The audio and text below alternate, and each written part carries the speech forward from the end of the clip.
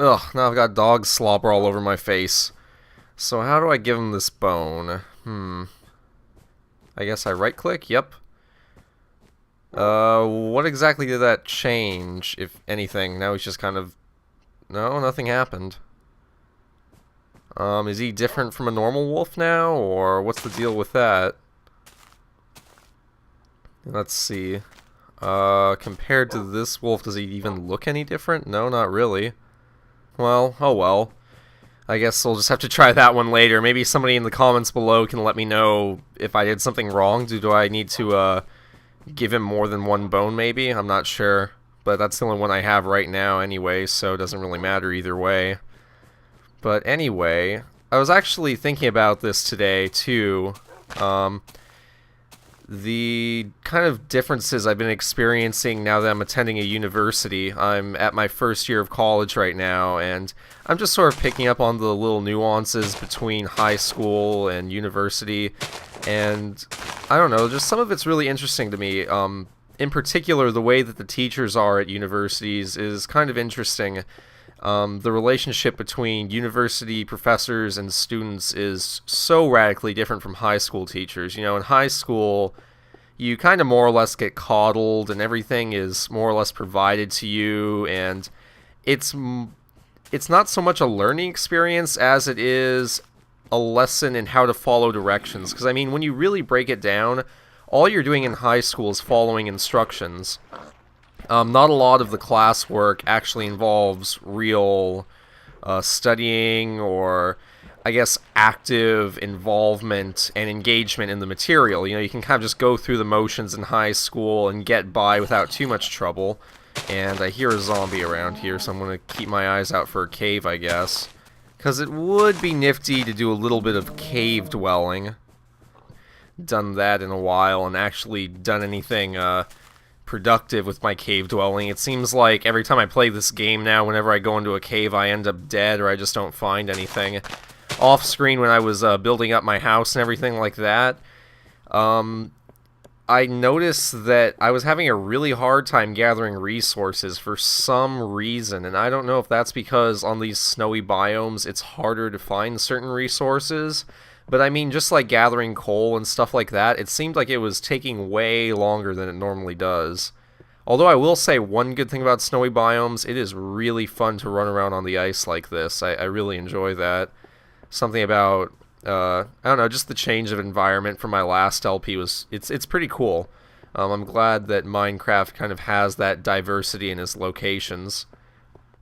I'd really love if, I don't even know if this is possible or how this would really work per se, but I think it'd be awesome if you had like a volcano biome and you kind of just spawned in the middle of this lava field. I mean, I'm sure that there are mods that you could get that kind of simulate that, but I'd like for that to be a part of the official release, just to have the potential to spawn like in the middle of a volcanic crater, kind of like Death Mountain from Ocarina of Time or something like that.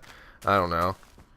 Speaking of Zelda, though, I finally, and the game's been out for a few months now, but I finally got around to completing Skyward Sword, and I really enjoyed it, actually. I won't spoil anything because I know it's still a pretty recent game, and if you guys haven't played it yet, I don't want to ruin anything for you. Not that there's really a lot of plot details to be ruined.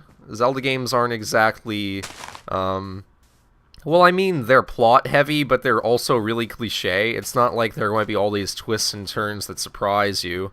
It's not like you end up playing as Zelda. No, it's not like that at all. I mean, it's very predictable and routine, and all the games kind of follow the same pattern, I guess. Like, you know, you have your first set of dungeons where you kind of falsely complete the quest. Like in Ocarina of Time, it was getting the 3 spiritual stones, and once you did that, it turned out that was just the beginning of your quest.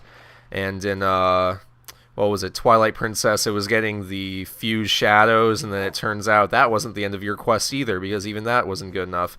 And then you kind of move on to the second half, so it kind of follows that same pattern, I guess, so it's not like I could really be spoiling anything, but, I'll try not to talk about too many of the details of the game, because there are, I guess there are a few nifty little nuggets of twists and turns in that game. But I just completed it the other day, and I gotta say, it was... I don't know how I would rank it necessarily in terms of where it stacks up against other games that I enjoy, other Zelda games. But overall, it was really, really fun, and definitely probably my favorite Zelda game on the Wii. The only other one was Twilight Princess, unless you want to count that, what was it? It was that game that came with the Wii Zapper or whatever it was. It was like Link's crossbow training. I did buy that just to get the Zapper because I thought it was going to be really fun, and it turned out to be really cheap and gimmicky, and kind of a lot of the Wii peripherals. All those tend to be really cheap and gimmicky. But anyway, let's see. I'm going to go ahead and take some food because it looks like I'm starving to death here. Just devour a chicken whole. Not just one chicken or two chickens, but three. Okay. Close the door behind me because I don't want a zombie coming in and making himself comfy on my couch while I'm gone. But yeah. I don't know. Skyward Sword was really fun, though. The, Wii Motion Plus thing, I'm not sure how I feel about that, because on one hand, it was really, really nice having that sort of one-to-one matching of the sword techniques and everything, and how you kind of had to be smarter about how you fought certain enemies, what kind of attacks you used, and stuff like that. Which, you know, it wasn't really present in any other Zelda game that I can recollect. Other ones are kind of like mindless slashers in terms of you don't need to use specific sword techniques because you can kind of just mash a button. And in this game, it's really the first one where you have to pay critical attention to enemy patterns and sort of only certain directional attacks work and things like that. But I don't know. It was also kind of a weak point of the game, in my opinion, just because I don't know if I'm bad at it, but for me, the Wii Motion Plus didn't work. Like, it didn't function very well on a hardware level. Like, the concept was good. I think it just had a hard time being executed fully, if that makes any sense. So ultimately, I guess you just get this game that conceptually is really great, and it lacks a little bit in execution, but it's still okay. You know, I don't really know for sure what I'm doing here. I kind of had a loose goal in mind of finding a village, since in my last LP I found one, and in this one I've yet to encounter them, but I've heard that they become far more important in this game, or this most recent update, which I guess is 1.2.3 or something like that. But apparently, I guess, now villages have new mobs that spawn there and stuff like that. Like, I think there are cats and there are some kind of iron golems that protect the village, and I think that'd just be interesting to kind of see because I've never seen it.